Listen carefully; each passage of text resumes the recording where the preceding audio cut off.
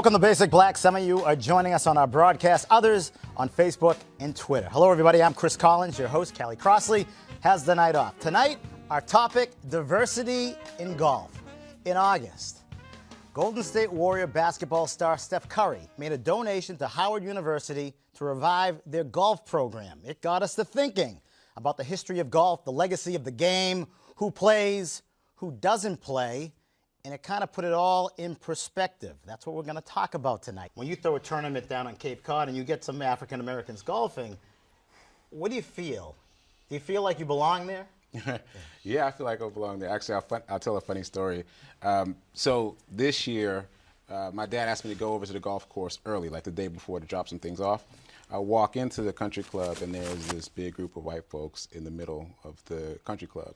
And, you know, I got that tension thing, like, oh, I hope this doesn't go sideways, right? A few minutes later, they jumped up, and they were like, hey, you're the guys that do the great music. You're here every year. And they came and talked to me. They wanted to take photos. So, yeah, I feel very comfortable there. And it's great that we've been able to establish that kind of legacy in a country club and on the Cape. Michael Jordan's passion, you know, outside of basketball certainly was golf. Yeah.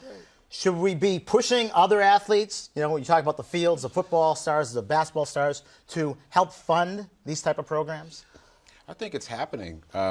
Will Smith and Jada Pinkett just did a deal with Top Golf. Yep. So that's a national driving range chain for those folks who don't know.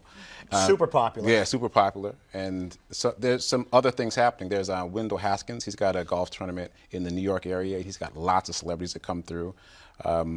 Lots of top-name celebrities. So I feel like it's happening organically. You know, big-name people are getting involved in this push, and people have been involved in it for a long time. Like I said, my golf tournament, my parents' golf tournament, has been 19 years. This was year 19. Right. So people have been involved for a long time. The Wendell Haskins golf tournament has been about 18 years. And there's people who started there playing golf who are now bringing their kids to play golf. And so I think as those people get older and the sphere of influence grows, and then more celebrities get involved because of that sphere of influence. You know, the history of a black golfer would be directly correlated to caddies. Yes. And they played when they had opportunities to play those courses and played very well. My father was a caddy, and so he grew up being a caddy, learned golf, and then I grew up playing golf with my dad, and I didn't realize that was unusual until much later in life. But every Saturday morning, we were out at the golf course, much to my chagrin, because it was early Saturday morning. I wasn't watching cartoons, but I didn't realize that was unusual until much later in life. Yeah. Have you seen growth, Sekou? Yeah, I was just about to piggyback on that. This harkens back to something Keith said earlier about exposure. So at our golf tournament, there's been a little bit of growth in terms of golf players, but it kind of hovers around 40 to 60, right? But the white party, because black folks love a white party, we have a white party after the golf, and that has grown substantially. And we also have added a putting clinic during the white party. So we expose folks who just come to kick it to golf. Right. And those people have really glommed onto the game. Some of those people have gone and bought clubs. They come back to play the next year. So it's about having the access and exposure and having someone say, hey, this is how you do it, this is how you do it right, and feeling comfortable there amongst their peers. Your organization is a great one as far as, you know, trying to build momentum. How do you get that to the next level? I know you've been at it 20 years now. How do you get it to the next level where, you know, you don't have 40, let's say you have 80 or you have 120? So just to be clear, my parents have been at it for 19 years. I used to just carry ice. It's in your blood. but now I've gotten more involved in representing the set. It's in your DNA. I'm in it. And there's some talk about me taking it over.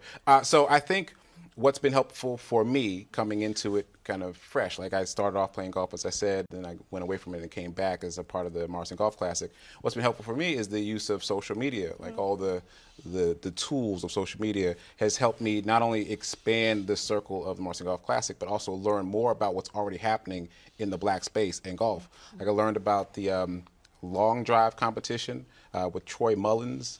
It's all about hitting the ball as far as you can. Like I had no idea that even existed, for social media.